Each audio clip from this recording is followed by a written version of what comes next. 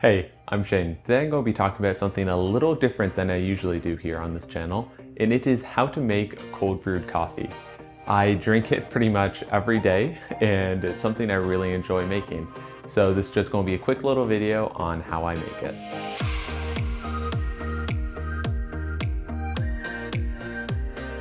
So, this is cold brewed coffee.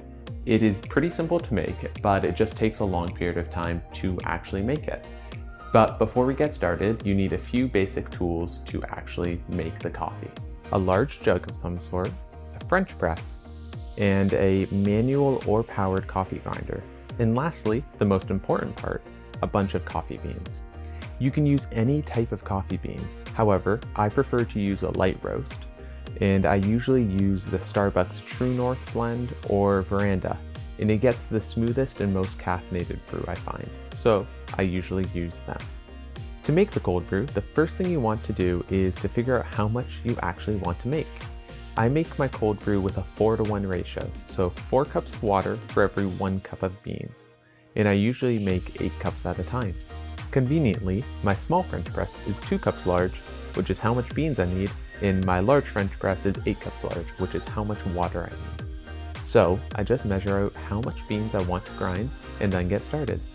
The reason I recommend grinding your own beans is because you want a coarser grind for your brewing, and usually pre-ground beans are just too fine.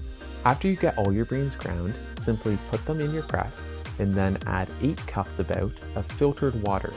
I always use a fork also to just gently submerge all the grounds in the water and then cover up the container and put it in the fridge overnight for roughly 18 to 22 hours. You don't actually need to put it in the fridge even. I just find I don't lose it if I put it in there. The longer you leave it brewing, the bolder the flavor will get, but the more traditional of a coffee taste you will get as well, with it being a little more bitter. The next step is to simply take the brew out of the fridge and gently press the beans to the bottom and pour out your concentrate that you have now.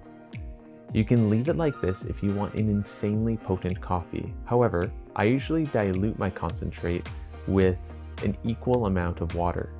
You can use milk as well, but it just won't last as long. I recently actually have filled up the French press again with the old grounds still in it and gently press the beans again just to harvest all the flavor I can from the beans. Doing this though does add some fine sediment to your final brew, which you can get rid of by pouring it through cheesecloth or a coffee filter, but I ironically find that too time consuming, so I usually don't do that. But you now have your cold brew, and it's good to drink or sit, and it can actually sit for up to 2 weeks if you used water to dilute it. To serve it, I like to put it over ice and add a bit of milk or cream. Generally, you don't need to sweeten it because the brewing process is a lot more tempered and it gets a much smoother and sweeter taste from the coffee beans that you wouldn't normally get if you're brewing hot coffee. However, if you do want to sweeten it, you can always use honey or a sugar syrup of some sort, and it will mix in much easier than just plain sugar because it's going to be cold. So that's it. That's how I like to make my cold brew coffee. It's something I really enjoy making, and I hope you enjoy it if you try to make it yourself.